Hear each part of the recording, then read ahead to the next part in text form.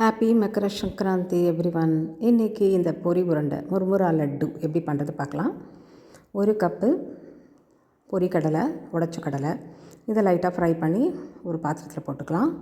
1/4 cup கருப்பு எள், வெள்ளை எள்ளும் சேர்த்துக்கலாம், நம்ம விருப்பம். இதையும் வெடிக்கிற அளவுக்கு ஃப்ரை பண்ணிக்கணும். இப்போது இந்த பொட்டுக்கடலையை க்ரஷ் பண்ணி வச்சுக்கலாம். 2 கப்பு இந்த பொரி எடுத்துக்கலாம். 1 கப்பு வெல்லம், எல்லாமே ஒரே கப்பில் அளந்துக்கிட்டால் சரியாக இருக்கும். நல்லா ஃபுல் கப்பு.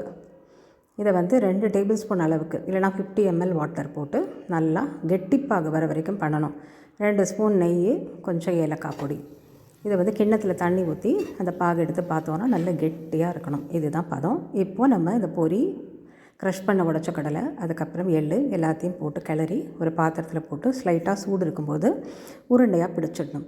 ரொம்ப நல்லாயிருக்கும். ட்ரை பண்ணி பாருங்கள். ஹாப்பி மக்கர சங்கராந்தி.